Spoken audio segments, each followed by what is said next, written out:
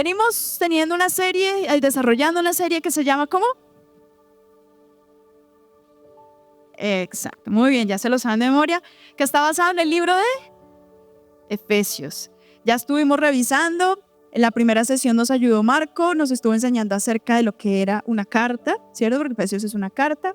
Mencionábamos que era una de las cartas reinas de Pablo, ¿sí? Como decían algunos, la corona de Pablo, por tener una teología condensada, un evangelio muy bien condensado en una pareciera corta carta, pero muy bien explicado para que nosotros pudiéramos llevarlo a la práctica. ¿Listo?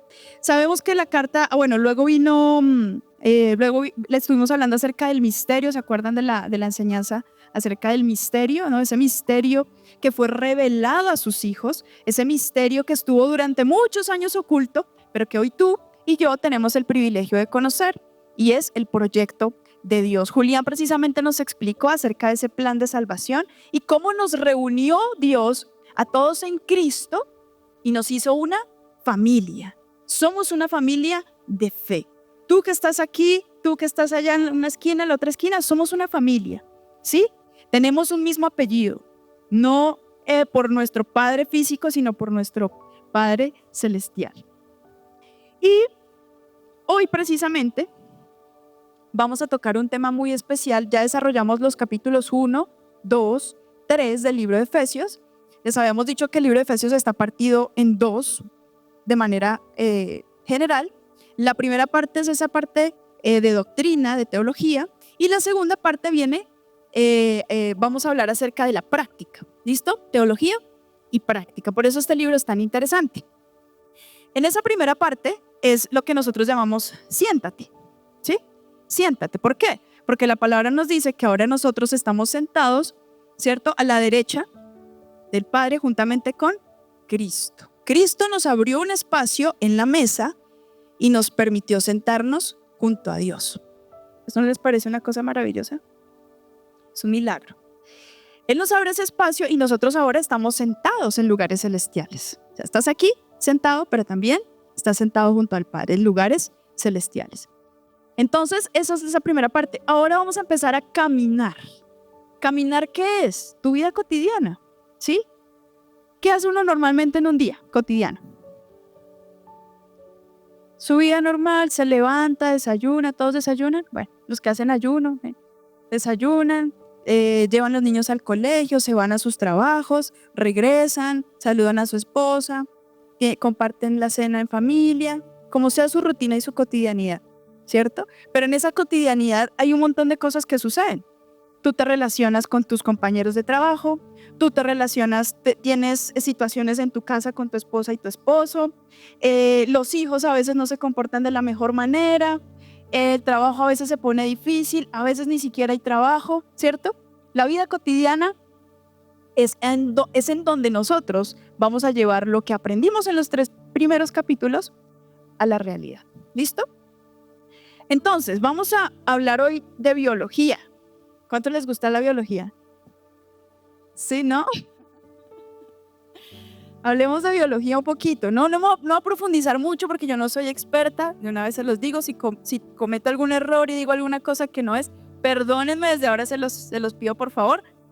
Pero hablemos un poquito de biología. ¿Listo? ¿Qué es eso que ustedes ven ahí? ¿Se acuerdan? Están haciendo memoria ya. Sexto, séptimo, octavo. ¿Una qué? Una célula. Una célula.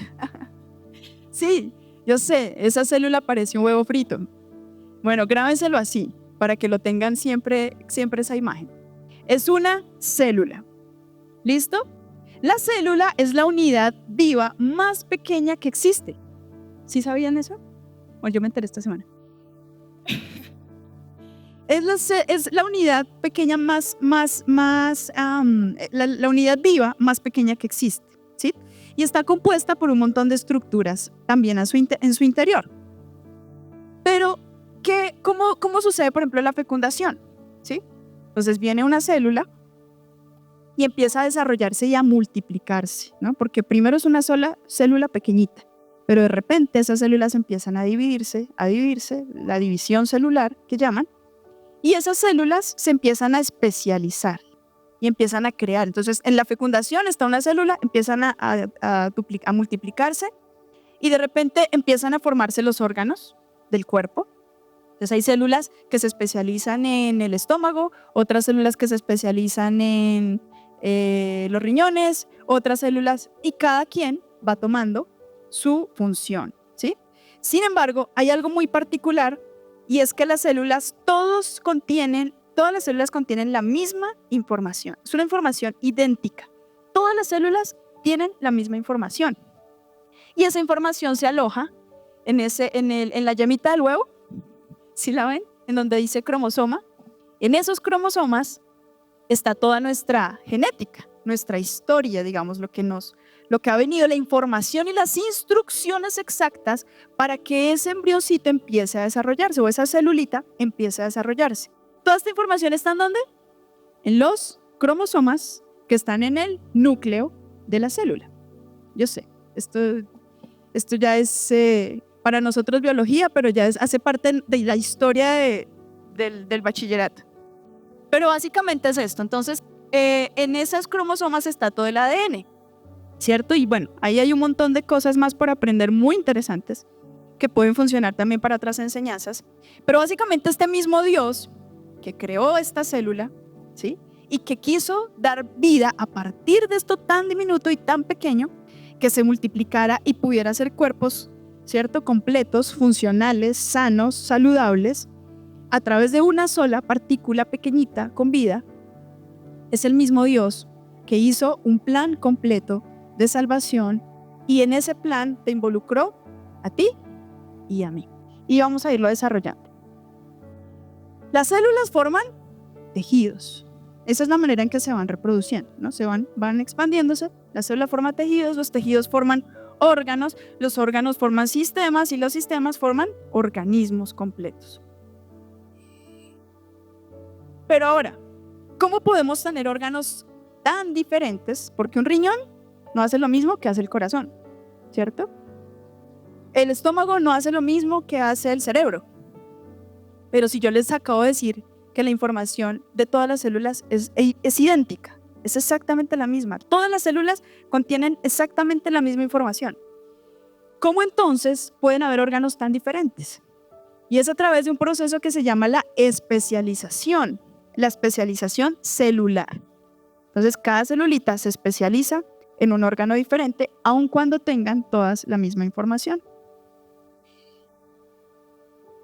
Hay varias marcas y señales que dejan ver quiénes somos nosotros y en qué creemos.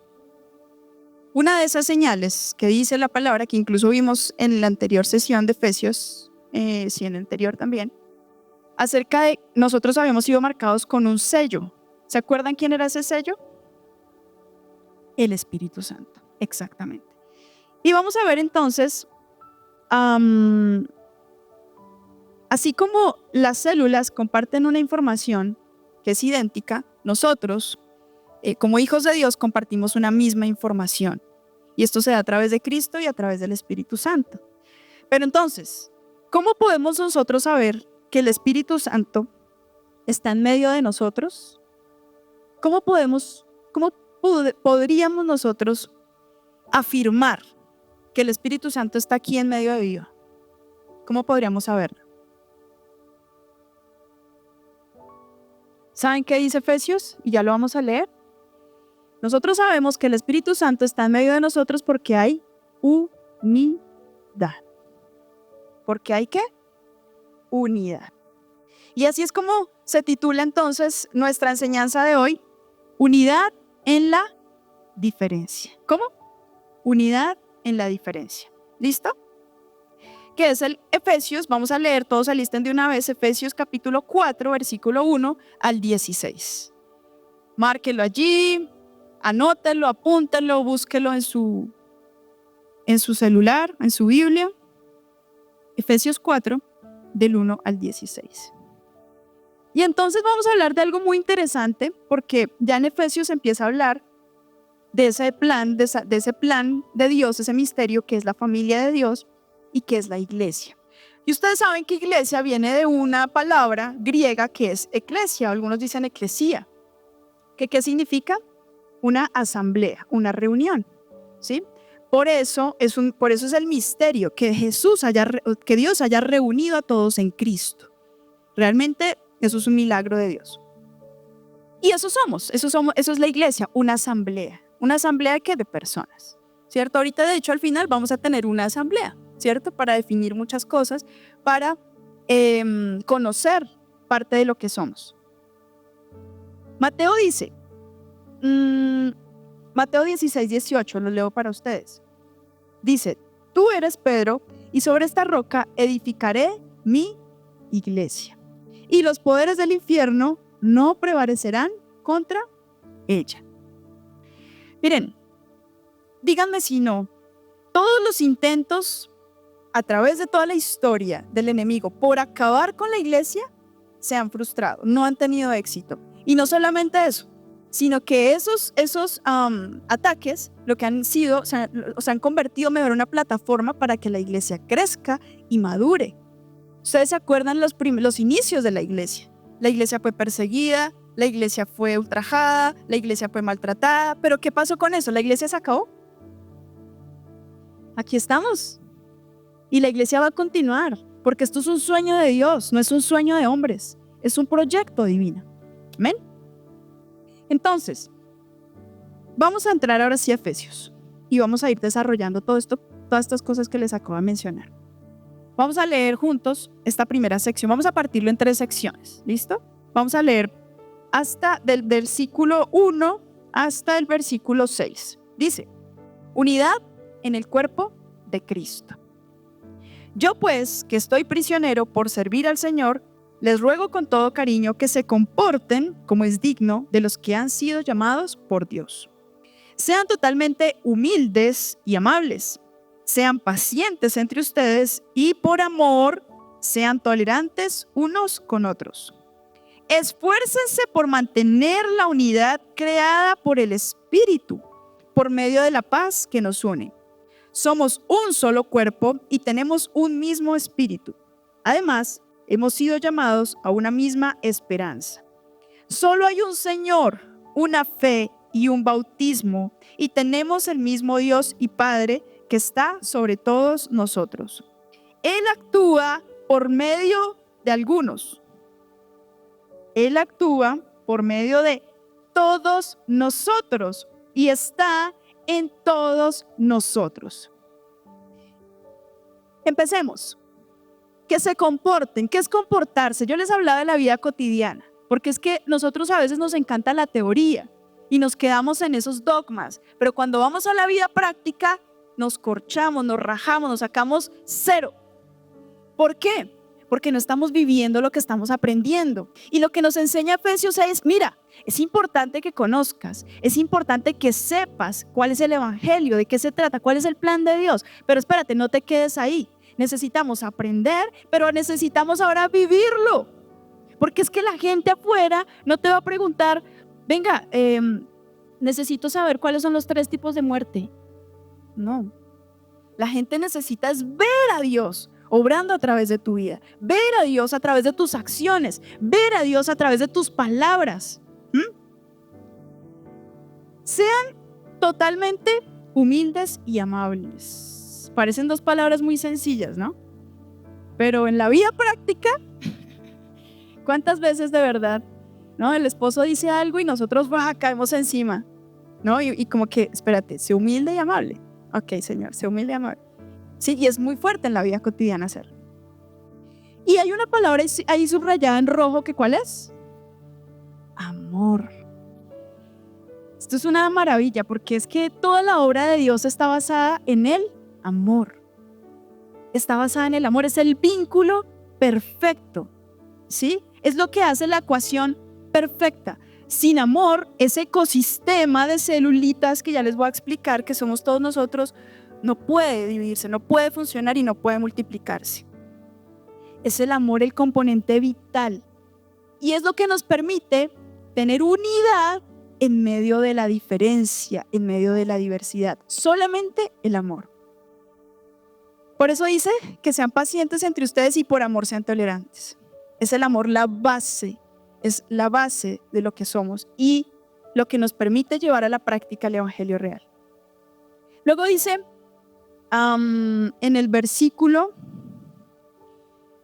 ahí mismo, en el mismo 2, dice, sean tolerantes unos con otros. Ese unos con otros es una expresión que utilizó Pablo, también es una expresión griega, que algunos llaman alelon, otros llaman alelón, que significa unos a otros. Y lo utiliza Pablo normalmente en sus escritos para referirse a esa reciprocidad, ¿sí? Unos a otros. Y siempre no es como una expresión cualquiera, ¿sí? No, sí, dense amor unos a otros, no. Esto tiene que ver con una reciprocidad, o sea, tú me das, yo te doy, ¿sí? Tú me inspiras, yo te inspiro. Yo te levanto, tú me levantas, ¿sí? Es una reciprocidad total. Y es lo que nos permite a nosotros tener armonía y vivir en amistad. ¿Mm? La unidad la crea entonces ¿quién? ¿Se acuerdan lo que leímos ahí? ¿Quién crea la unidad? El Espíritu Santo. El Espíritu Santo crea la unidad. Pero ¿cuál es nuestra responsabilidad? Mantener esa unidad, mantenerla. Porque, claro, el Espíritu Santo está ahí en medio de nosotros, genera esa unidad, esa cohesión, ese mismo sentir, ese mismo pensamiento, ese mismo actuar, ¿sí? Pero es nuestra responsabilidad mantener esa unidad. No podemos ser inconscientes en este aspecto. Tenemos que tener claro que tenemos nosotros desde quienes somos, siendo amables, siendo humildes, siendo tolerantes, mantener esa unidad.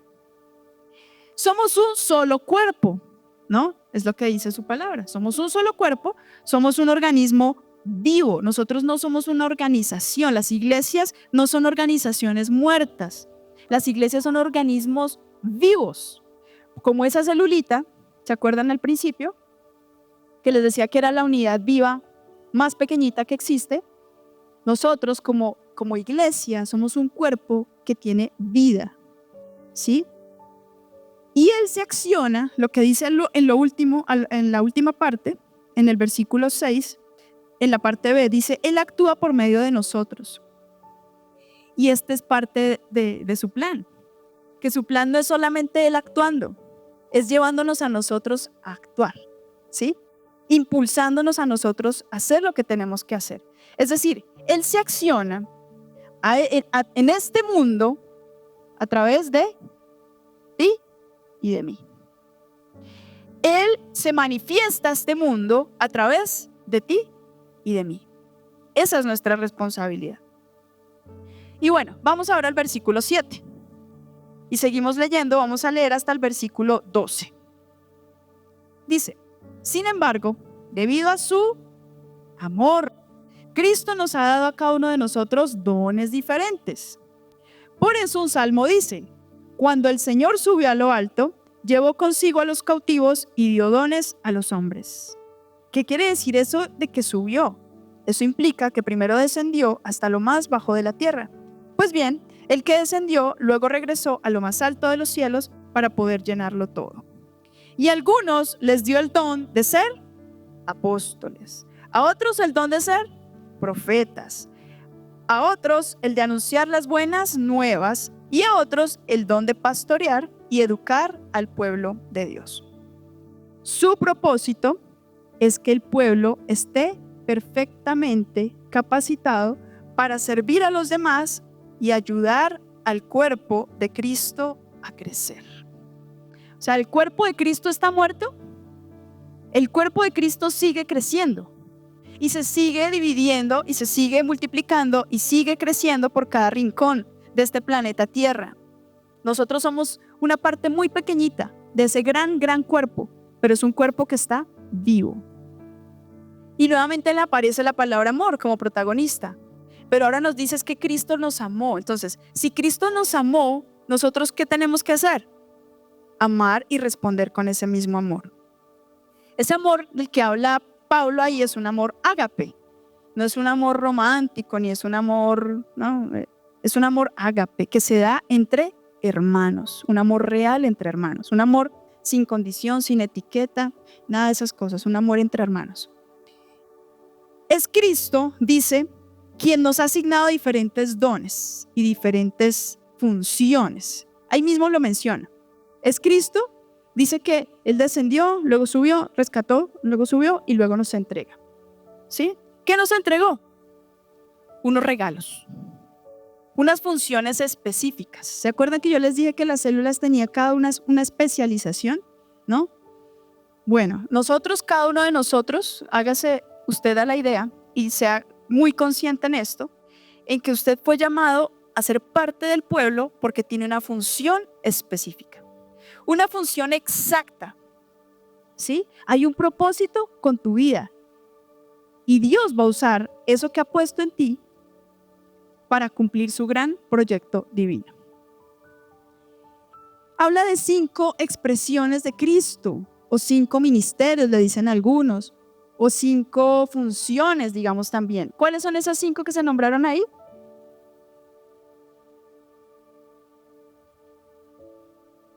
Eso es, apóstoles, profetas, evangelistas, pastores, maestros. Hay otras versiones que los nombran completos.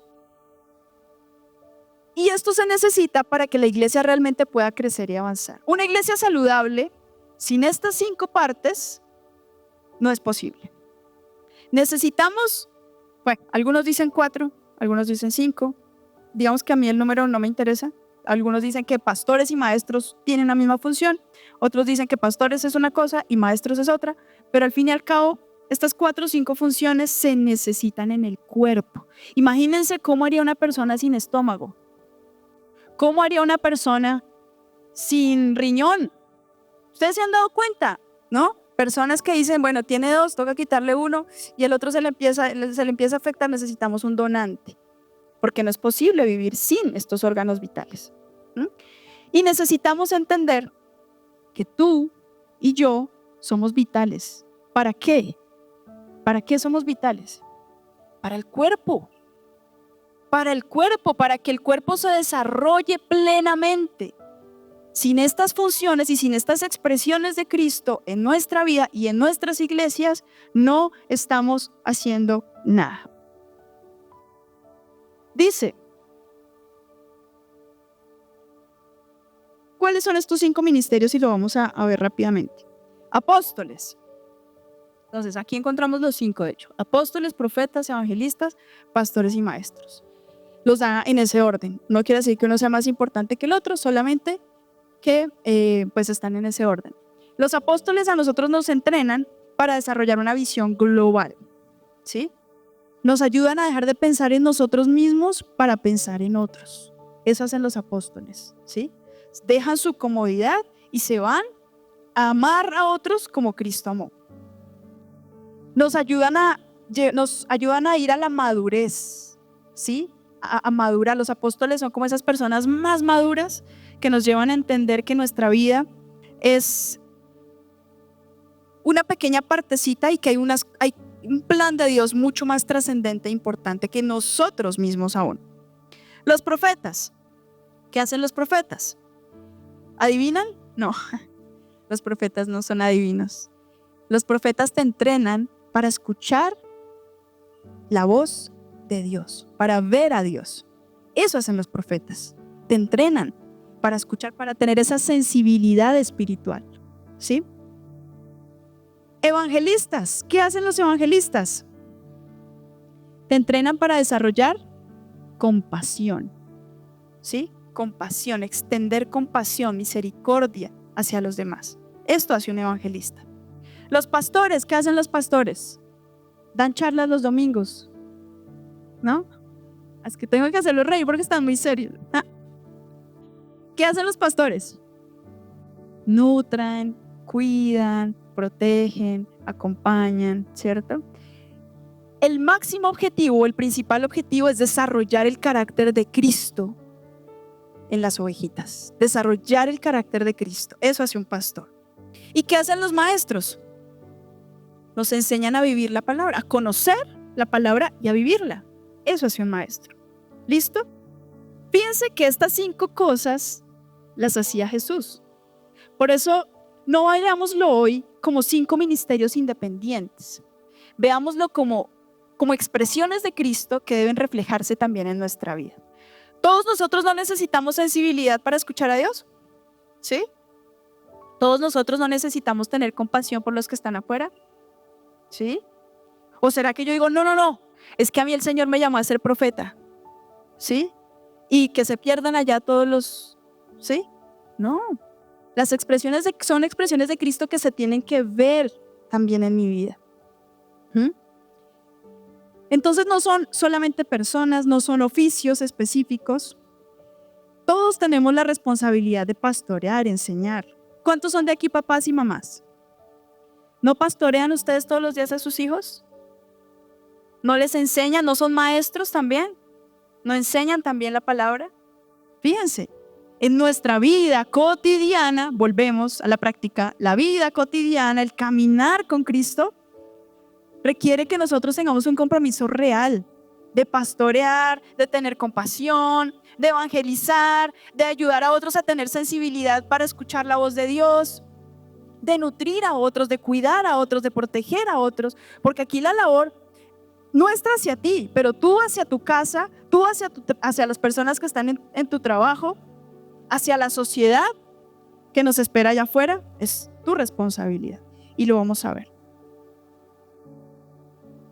Realmente, cuando tenemos estas 5 expresiones, es lo que nos permite a nosotros ser como Cristo, ¿no? Y es lo que menciona ahí. ¿Qué es ganar madurez? ¿Qué es adquirir madurez? Ser como Cristo. ¿Y qué era Cristo? Compasivo, amoroso, tolerante, bondadoso, amoroso. Ahora, el único propósito de esta especialización de funciones, ¿no? Porque dice que hay unos pastores, unos profetas, unos maestros, es capacitar a la iglesia que hace la obra. Capacitar a la iglesia que hace la obra. ¿Quién hace la obra? ¿El pastor? ¿Quién hace la obra? ¿El profeta? ¿Quién hace la obra? ¿El evangelista? No. La obra la hacen todos y cada uno de ustedes. Bienvenidos. Esta es nuestra parte, ¿sí? La obra, miren, yo les voy a quitar esa mentira porque es que eso a uno se le quedó grabado como en la cabeza, en el corazón, yo no sé en dónde está, pero en alguna parte de nuestro sistema y de nuestro software hay un error, y es que nosotros hacemos la obra del ministerio, pero nosotros no hacemos la obra del ministerio, nosotros capacitamos a los santos para que hagan la obra del ministerio. Miren, es en la vida cotidiana y es allá afuera. Yo no tengo la capacidad que tienen ustedes, todos ustedes, para ir e impactar el mundo que necesita Cristo. ¿Nosotros qué hacemos? Los entrenamos, les enseñamos, los levantamos, los nutrimos, los ayudamos a tener una sensibilidad a escuchar a Dios. Pero el trabajo no lo puedo, yo no puedo entrenar y capacitar y luego salir a hacer la obra. Algunos son llamados para eso, nosotros fuimos llamados para eso. Hey, necesito que tú trabajes en entrenar, cuidar y proteger las personas. Sí, Señor, yo acepto mi llamado y yo me acciono en eso, ¿sí? Pero ustedes siguen siendo pastores, evangelistas, profetas, y seguramente Dios de todas estas personas que hay aquí va a seguir levantando profetas, va a seguir levantando pastores, va a seguir levantando evangelistas. Él lo hace porque su pueblo necesita ser capacitado para hacer la obra. Así que prepárate. Yo no sé cuál es el llamado de Dios a tu vida, pero seguramente es algo que está empezándose a encender en el corazón. Porque si estamos hablando hoy aquí de esto, no es por casualidad. Si estamos hoy hablando de esto, es porque Dios está preparando su iglesia y su pueblo para lo que se viene. Y Él quiere ver una iglesia gloriosa. Estamos en los últimos tiempos. Sí, les hemos enseñado. Los últimos tiempos es a partir de que Jesús viene a la tierra. A partir del momento en que se va, empiezan los últimos tiempos. Estamos viviendo esos últimos tiempos. Pero Él habla al final de todo de una iglesia gloriosa. Gloriosa. Como nunca antes ha existido la iglesia, como nunca antes se manifestó, como nunca antes tuvo una expresión de Cristo. Y estamos preparándonos para eso, para ver desarrollar profetas, maestros, que enciendan a otros, que ayuden a otros y que sigan levantando a nuevas generaciones.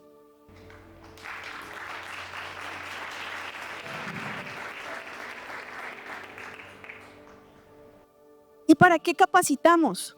¿Para qué entrenamos? ¿Para qué nutrimos? para seguir creciendo, para que este organismo vivo se fortalezca y para que la iglesia de Jesús, que fue un proyecto creado hace miles de años atrás, sea una realidad, sea una realidad. Vamos ahora al versículo 13. Listo, y vamos a estudiar esta última parte, que es el versículo 13 al versículo 16. Dice: de esta manera todos llegaremos a estar unidos en la fe y en el conocimiento del Hijo de Dios, hasta que lleguemos a ser una humanidad en plena madurez, tal como es Cristo. Así dejaremos de ser como niños que cambian de creencias cada vez que alguien les dice algo diferente o logra astutamente que sus mentiras parezcan verdades. Más bien, al vivir la verdad con amor otra vez, creceremos y cada vez seremos más semejantes en todo a Cristo, que es nuestra cabeza. Por lo que Él hace cada una de las partes del cuerpo según el don recibido, ayuda a las demás para que el cuerpo entero y unido crezca y se nutra de amor. Otra vez, la base de todo.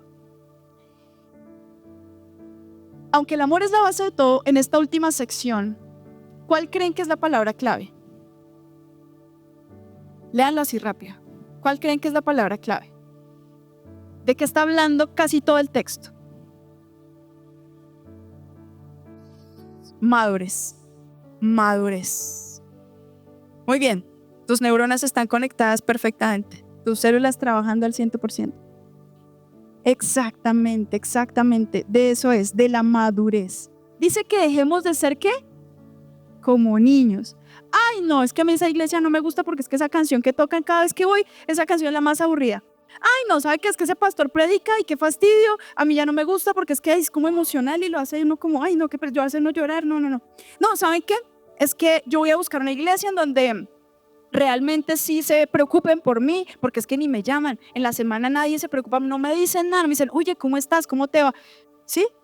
Y estamos en un montón de cosas a veces tan irrelevantes, ¿sí? Como hijos de Dios, que la canción sí, que la canción no, que es que esos tiempos de alabanza le hacen doler los oídos, que es que, no, yo he escuchado de todo. De verdad, yo también he sido parte de la queja, no crean que no, ¿sí? Me disculpo. De verdad, sí, uno se queja mucho y está uno como en ese ámbito todavía como tan infantil, como tan inmaduro, como caramba, necesitas crecer, que necesitas crecer. ¿Y saben cuál es esa, cómo podría decirse, como ese aspecto que tú logras ver cuando empiezas a crecer y a madurar? Uno, que empiezas a pensar en otros, ya no piensas solo en ti. Entonces, caramba, me preocupa la gente, estoy madurando, estoy creciendo. Pero lo otro es que el carácter de Cristo se empieza a manifestar en ti. Tú empiezas a sentir compasión, empiezas a sentir amor, ¿se acuerdan de la predicación del misterio, ese amor-dolor? Así como Él lo sentía por sus ovejitas, tú empiezas a experimentarlo también por las ovejitas.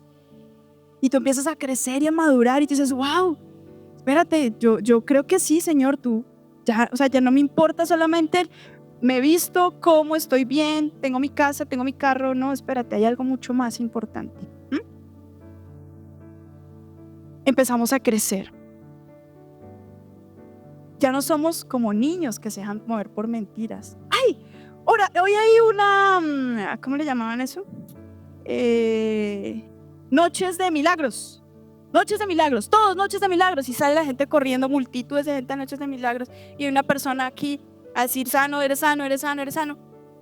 Y a veces hay muchas de esas cosas, no quiero decir que todas, pero muchas de esas cosas que son mentiras, ¿sí? Muchas de esas cosas que son falsas. Personas que hacen filas en iglesias para que un profeta les adivine cosas, ¿no? Y entonces dígame, ¿qué tengo que hacer? No, y serás próspero y este año vas a cambiar el Nissan por una camioneta, ¿no? Entonces, un montón de cosas que uno dice, bueno, pues si eso tiene alguna trascendencia en tu vida espiritual, pues sería interesante, pero ¿sí? Y estamos siguiendo un montón, como ahí, esperando que alguien me diga cosas que necesito escuchar. Pero realmente eso no estamos llamados.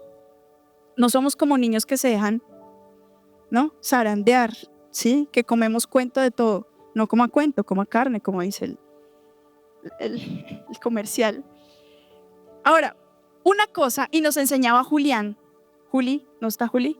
Juli nos enseñaba en la sesión anterior que una cosa es creer en Jesús, ¿no? Porque todos decimos, creemos en Jesús, listo, ya está hecho. No, pero espérate, falta una parte. Porque decía Juli, aún hasta los demonios creen en Jesús, ¿no? Eso es clarísimo. Sino que además no es solo creer en Jesús, es que Jesús se ha formado en nosotros. Y esto es que habla Efesios. De eso es que habla esta sección. Por eso habla de madurez, por eso habla de estas 5 funciones, por eso habla de estas 5 especializaciones, porque necesita que maduremos y crezcamos. ¿Sí? ¿Y qué es lo que tenemos que crecer? Que Cristo se engendre y crezca dentro de nosotros.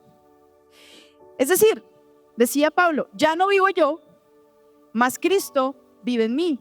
Mis pensamientos están esclavos a la mente de Cristo. Fíjense, ya no hago las cosas porque a mí me gusta, por mi conveniencia, porque es que a mí me parece, sino porque Cristo habita en mí. Entonces, no es solamente creer en Jesús, es que Jesús se ha formado en una vida, en una persona. Y que a su vez, esta persona también ayude a desarrollar a Cristo en otras personas. Por eso es como una división celular, ¿sí? Y ya lo vamos a ver al final. Personas ordinarias como tú y como yo, alguien no se cree aquí es que es ordinario, yo soy ordinario. No tengo nada especial, no tengo nada diferente, no es ahí, no, algunos son súper dotados, súper genios, súper, ¿sí? No, realmente somos gente ordinaria a la que Dios ha llamado y que puso algo idéntico. ¿Se acuerdan de las células que tienen una información exacta, genética, bueno, idéntica, genética no, idéntica, una información exacta? ¿Sí? Bueno, ¿cuál es nuestra información idéntica para todos nosotros? Sí, es Cristo. Es Cristo. Cristo es esa información que está implantada dentro de nosotros y que necesitamos empezar a hacer crecer y a desarrollarse. Cristo, que es el núcleo. ¿Se acuerdan en la célula el núcleo? De donde estaban los cromosomas. Bueno, ahí en ese núcleo es Cristo. Y a nosotros nos especializa para desarrollar un ecosistema saludable y vivo. A cada uno nos especializa, nos da una función para que el organismo se desarrolle plenamente y saludable. Mi hermana me decía que le estuve yo preguntando estas cosas de biología que yo no manejo.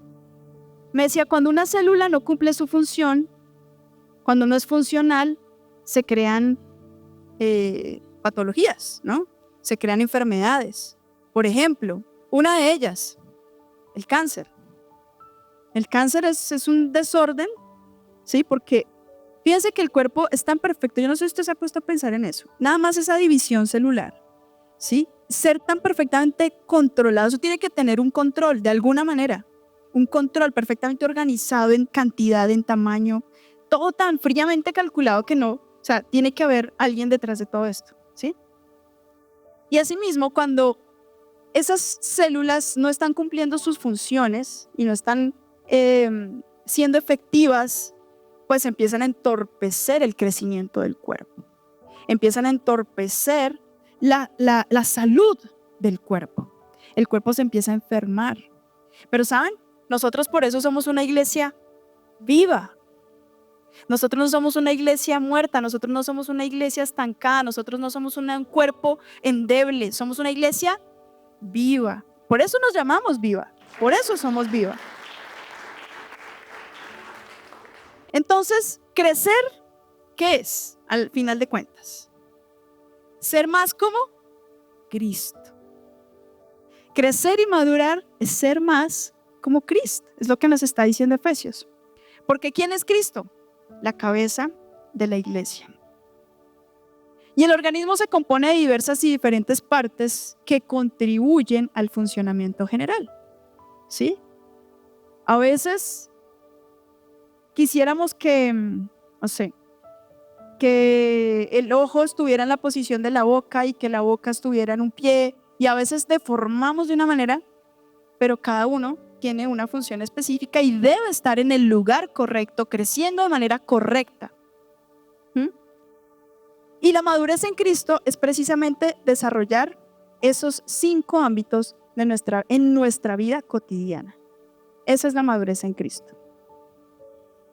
Entonces, ¿qué pasó con este plan? ¿A qué nos lleva todo esto? ¿Cuál es la conclusión de todo esto? Que se derribó la pared. ¿Se acuerdan de lo que dice Pablo también? Ya no hay judío, ya no hay griego, ya no hay incircunciso, circunciso. ¿Ya somos qué? Un solo pueblo. Un solo pueblo. Aunque diferentes, porque todos nosotros tenemos funciones diferentes, pensamos diferente, a veces hasta en política, ¿no? Uno a veces como que está en una conversación y uno no sabe si hablar de Petro, si hablar de Uribe, si no hablar, ¿cierto? Porque también aún en esas cosas pensamos diferente, ¿sí? Colores, ¿qué colores te gustan? ¿Qué colores no te gustan? Tu personalidad, ¿sí? Tantas cosas que pues nos hacen tan diferentes, pero ¿saben? En esa diferencia es en donde está el secreto, ¿sí? Porque imagínense todos uniformados. En la iglesia no hay uniformidad. En la iglesia no se habla de uniformidad, todos iguales. En la iglesia nos hablan de unidad. ¿De la unidad que crea quién? El Espíritu Santo. Entonces, este misterio poderoso que se reveló, todas las etnias, todas las razas, todos los pueblos, todas las naciones reunidas en Cristo. Reunidas en Cristo. Él es lo que nos identifica. Es nuestra identidad, es lo que nos hace a nosotros acoplarnos perfectamente como hijos de Dios. Y como iglesia, Dios nos ha dado la responsabilidad a nosotros de manifestar su reino a la tierra. Somos nosotros, como leímos al principio, los que llevamos y manifestamos el amor de Dios a la sociedad. Somos los responsables de revelar el misterio a otros que aún están ciegos, ¿sí? Y por eso es que el Cristo mismo nos capacita, porque en realidad Él pone esas personas y esas funciones, pero el que lo está haciendo es Cristo. Cristo nos capacita y Cristo nos entrena para ir y hacer un verdadero discipulado. Porque saben, el discipulado no es un curso. Esos cursos de los que les hablamos aquí al principio de 6K, 20K y todas esas cosas nos ayudan. Pero el discipulado real está en la vida, en transferir a Cristo.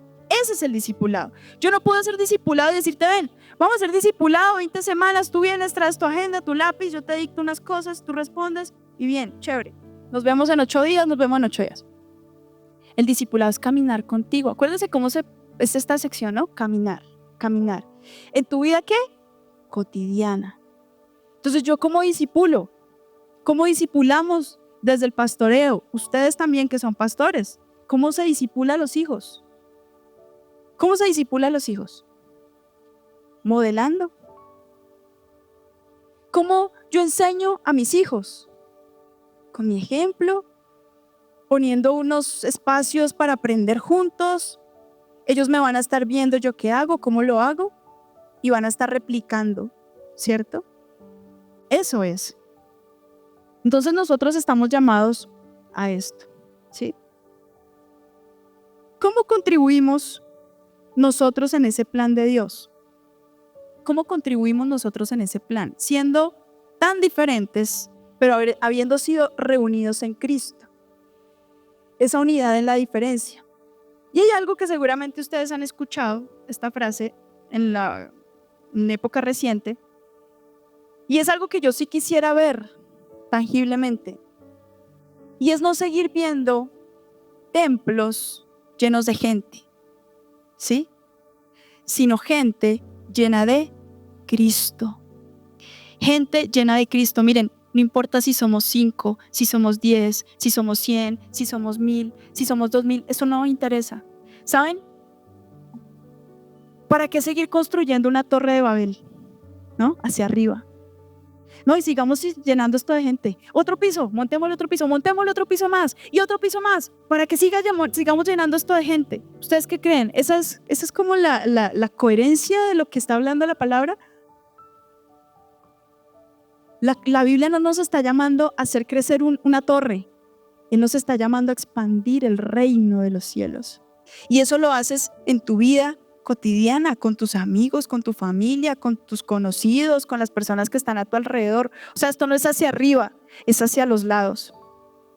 Esto no es construcción de pisos hacia arriba, ¿no? Para parecernos más a Cristo, que fue lo que intentaron hacer. ¿Se acuerdan? En la historia de la Torre de Babel. Si no, pregúntenle a un niño de 5 que allá se las dicen clarito cuál era la historia de la Torre de Babel. No, esto no se trata de hacer una gran construcción, ¿no? Esto se trata de seguir expandiendo vida, transferir a Cristo, transferir a Cristo. Discipular es transferir a Cristo.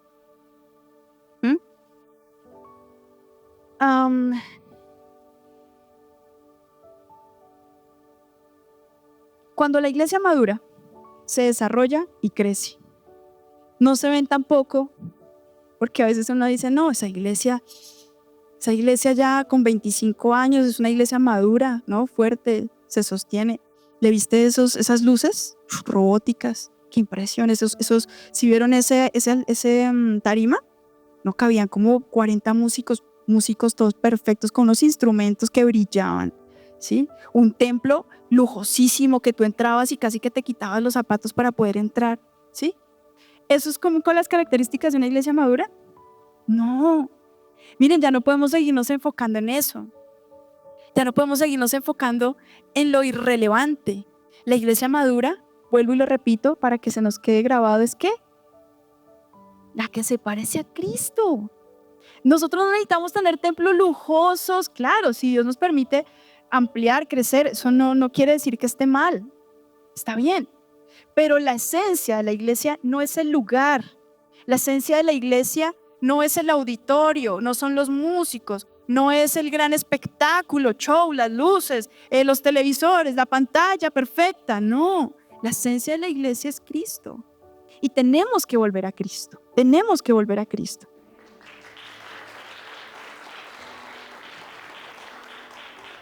¿Queremos que Viva sea una iglesia viva? Miren, que todo el que llegue vea a Cristo. Cuando tú le sonrías, ve a Cristo. Cuando tú le des la mano, que vea a Cristo. Esa es una iglesia madura. Esa es una iglesia que crece. Esa es una iglesia saludable. Como leímos al principio, ningún ataque de las tinieblas podrá ¿qué? Prevalecer o permanecer o sostenerse en contra de ella. Miren, esto grabémonoslo también en el corazón. Ningún ataque del enemigo se sostiene contra la iglesia. ¿Sí? Nada puede contra la iglesia. Pero ¿saben qué sí afecta a la iglesia? Porque nosotros a veces nos preocupamos mucho por el ataque del enemigo. ¿Sí? Pero ¿saben cuál es el problema que sí nos puede afectar e impactar? La inmadurez de la iglesia. La inmadurez. Porque no es el ataque. Fíjense, Dios ya lo dijo. ¡Ey! Ningún ataque del enemigo va a poder contra ustedes. Listo. Uf, buenísimo, Señor. ¿Sí? Lo creo, lo acepto. Pero ahora, entonces, ¿qué puede frenar el avance? ¿Qué puede frenar el propósito y el proyecto y el sueño de Dios? Que yo no crezca, que yo no cumpla mi función, que yo no me desarrolle, que yo me estanque, ¿sí? Que empiece a multiplicarme de manera incorrecta, que empiece a desarrollarme y a desarrollar un cuerpo deforme, ¿sí? Como el cáncer o como cualquier otra enfermedad. Ayúdenme, otras enfermedades. ¿Cuál? Como diabetes, como todos estos desórdenes que precisamente se dan porque las células no están cumpliendo su función específica. Y necesitamos una iglesia madura, que cumpla su función, que sea saludable, para que el cuerpo crezca y se desarrolle plenamente. Cuando todos asumimos nuestras responsabilidades, la iglesia crece, la iglesia se fortalece y avanza. Una iglesia gloriosa, ¿cuál es? Una iglesia gloriosa es niños, jóvenes, adultos, ancianos, familias, asumiendo sus responsabilidades, sus llamados y sus asignaciones. Esa es la iglesia gloriosa. ¿Cuál es el propósito del evangelio entonces? ¿No? Que leímos en Efesios. ¿Cuál es el propósito del evangelio? ¿Cuál es el propósito de ese mensaje? Que lleguemos a ser como Cristo. Fíjense que hemos hablado acerca del plan de salvación y Julián nos enseñó acerca del plan de salvación. Pero ahora bien, ¿será que el único propósito del evangelio es hacernos salvos? ¿Ya? Que el Señor me rescate, es más, Señor, ven por mí de una vez. ¿Sí? Ese es el único fin del plan. No, ya me salvó, ¿cierto? Pero ¿cuál es el fondo de esto? Es que Cristo se siga manifestando en la tierra. ¿Y lo va a hacer a través de quién? De nosotros. O sea que el propósito último del evangelio es que todos lleguemos a ser como Cristo, ¿no? Una meta muy alta, pero allá tenemos que apuntarle. O sea, no importa de verdad si lo vemos muy fuerte y muy difícil, pero a eso tenemos que apuntarle. Dice Romanos 8:29, les hablo en Nueva Biblia Viva: a quienes Dios conoció de antemano, los destinó desde un principio para que sean como su Hijo. ¿Los destinó desde cuándo? Desde el principio. Fíjense que esto es parte del plan, para que lleguemos a ser como su Hijo, para que Él sea el mayor entre muchos hermanos. Y quisiera que viéramos este gráfico, ya para terminar, de lo que es la iglesia, ¿sí? Vemos bueno, no sé si lo ven muy bien, hay una célula, ¿sí? El núcleo, ¿quién está en el núcleo? Jesús, ¿cierto? Tenemos el amor como base fundamental, ¿cierto? Para poder crecer saludablemente. Y tenemos el apoyo ¿de quién? De los profetas, de los apóstoles, de los evangelistas, de los pastores y maestros. Ya les dije, no importa si son 4 o 5, es simplemente la función. Y en medio de nosotros, ¿quién está? El Espíritu Santo. Él nos ayuda a crecer y a reproducir. Nosotros, miren, nosotros ¿qué reproducimos como hijos de Dios? Reproducimos a Cristo todo el tiempo. Estamos reproduciéndonos en otros. Cuando yo te doy, cuando tú me das, cuando tú me aconsejas, cuando tú me enseñas de la palabra, eso lo que está haciendo es reproduciendo a Cristo en otras personas. Y a eso estamos llamados, no a quedarnos estáticos, no a que la célula se malforme y se muera porque no se pudo dividir y se pudo multiplicar, sino necesita dividirse y crecer. ¿Y crecer cómo? ¿Todos iguales? No. En el cuerpo de Cristo hay diversidad. En el cuerpo de Cristo ahí se muestra de alguna manera en colores. Seguimos teniendo el núcleo, seguimos teniendo nuestra identidad. ¿Que quién es? Cristo. Nuestra identidad es Cristo, pero lo manifestamos de diferentes maneras. Sí, porque es que Cristo tiene diversas expresiones. Por eso es que ustedes encuentran iglesias más enfocadas de pronto en adoración, ¿no? Porque está esa expresión de Cristo en ellos. De pronto hay unas iglesias con un color diferente a nivel profético, y está bien, ¿sí? Pero nosotros tenemos que mantener un balance, ¿sí? Y todos nosotros desarrollar la función a la que Dios nos ha llamado. Cuando una célula no está en su lugar, cuando una célula no está cumpliendo su función, recuerden siempre esto, hay una malformación. Y nosotros somos un organismo vivo, que tiene que seguir caminando y que tiene que seguir andando. Entonces les voy a hacer 3 preguntas para terminar. ¿Tú crees en el proyecto de Dios? ¿Estás convencido de que Dios tiene un proyecto con la humanidad? Listo. Segunda pregunta. ¿Crees que tú tienes algo para aportar a la iglesia? ¿Crees que Dios depositó en ti algo que tienes que dar para que la iglesia siga corriendo y siga avanzando? Listo. ¿Te sientes parte activa de esta unidad perfecta que es la iglesia? ¿Te sientes unidad activa? ¿Parte activa?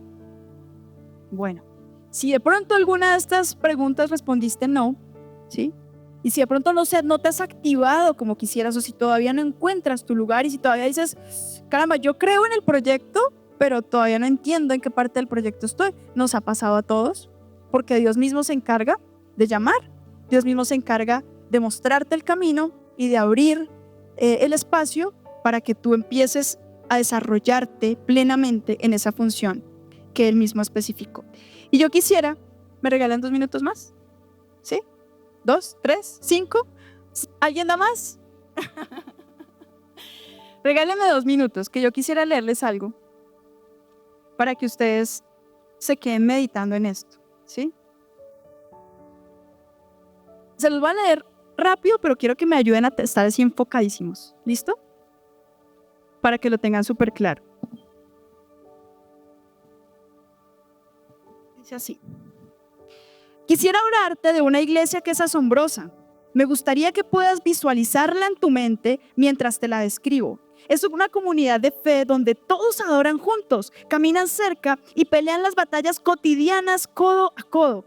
Son un grupo de hombres y mujeres que lloran y ríen mirándose a los ojos. Han aprendido a ser una familia espiritual y se honran continuamente. Cuando uno está en apuros, todos van en su ayuda. Pareciera que están dispuestos a dar su vida unos por otros. Honran a las autoridades espirituales establecidas y disfrutan de la comunión entre ellos. Fortalecen y apoyan de manera especial a los más nuevos y débiles en la fe. Cuando están en medio de sus responsabilidades cotidianas, no ven la hora de que llegue el momento de volverse a encontrar. Son rápidos para perdonarse ante los pleitos, aunque sinceramente la mayoría parece que ha desarrollado la habilidad de ser inofendibles. Cuando caminas cerca de alguno de ellos, te sientes tan atraído que emerge un deseo de querer pertenecer allí. Algo que me llama la atención es su ardiente celo por las Escrituras.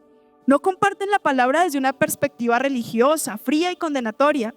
Cuando leen versículos lo hacen con lágrimas en los ojos y fuego en el corazón. No podrás tener una charla con ellos sin identificar principios bíblicos detrás de cada decisión, plan y actitud que toman, cada actitud que toman. Es como si la palabra cobrara vida cuando estás en esta comunidad. En cada parte de las Escrituras se encuentran a Cristo y otros tesoros que pocos descubren. De hecho, te dan ganas de llegar a casa y abrir tu Biblia luego de escucharlos. Es hermoso verlos adorar, a veces con los brazos hacia el cielo, pero en otras ocasiones con la Biblia en las manos. Cuando predican, parece que el tiempo vuela y no deseas que termine. Te sientes confrontado, pero a la vez convencido y atraído a Jesús. Déjame hablarte de sus reuniones espirituales. Consisten en poderosos tiempos de manifestación de la presencia de Dios. Son adoradores e intercesores apasionados.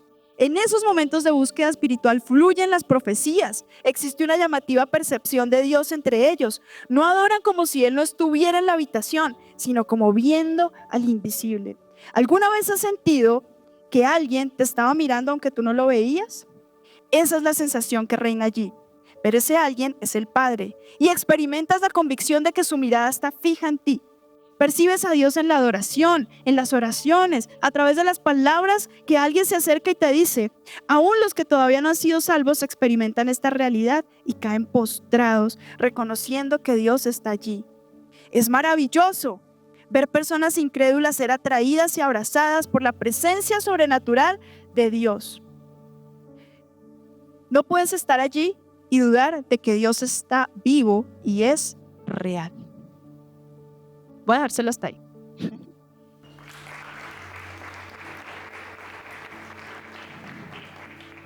Bueno, va a salir una última parte. Y ya. No importa que hayan dado los aplausos. Solamente esta última parte. Dice: los ves en el templo, pero también en las calles. Están en las plazas, pero también en los hospitales. Ayudan a los más débiles, y no hablo solo de cosas materiales, sino sobre todo de necesidades del alma y del espíritu. Son muchas responsabilidades. Sus muchas responsabilidades no los desconectan del sufrimiento ajeno, sino por el contrario, parece que pueden captar todas las carencias que suceden a su alrededor. Están donde está el dolor. Esa es la iglesia gloriosa. Esa es la iglesia de los últimos tiempos. Y esa es la iglesia que Dios está levantando hoy. Hoy. Y eso es iglesia cristiana viva. Esa es la iglesia cristiana viva. No es un título, no es una etiqueta, no es una denominación. Es nuestra esencia y lo que somos en Dios.